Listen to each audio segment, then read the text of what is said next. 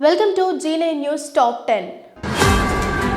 పలాసలో kidney research centre super speciality ఆసుపత్రిని ప్రారంభించిన CM Jagan 700 కోట్ల వ్యయంతో నిర్మించిన సుజలధార ప్రాజెక్ట్ జాతికి అంకితం చేసిన సీఎం జగన్.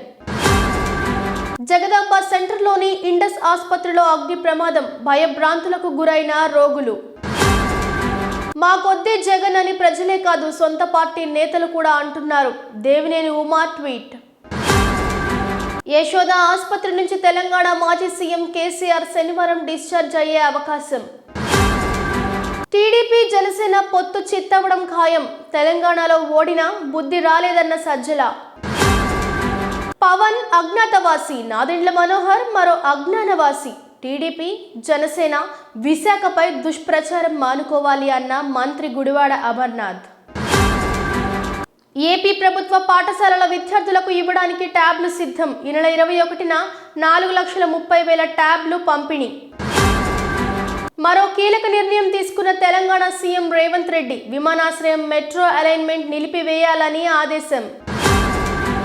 మా ప్రభుత్వం ఏర్పడి వారమే అయింది, మా పథకాలు అమలు కాలేదంటూ కుట్ర అనడం సరికాదన్న పొన్నం ప్రభాకర్. శబరిమలలో కొనసాగుతున్న భక్తుల రద్దీ, దర్శనానికి 16 గంటల సమయం. ఇది ఇవాల్టి టాప్ 10 న్యూస్. మరిన్ని అప్డేట్స్ కోసం చూస్తూనే ఉండండి G9 న్యూస్. నేనొక నిజం, జరిగే యథార్థాల అగ్ని పర్వతం. జననం మరణం మధ్య జరిగే నాటకానికి నేనే సాక్షిని. సగటు మానవుని గొంతుక నేను. మీ అందరి కోసం ప్రతి గడియ పనిచేస్తూ గళం వినిపించే G9 న్యూస్.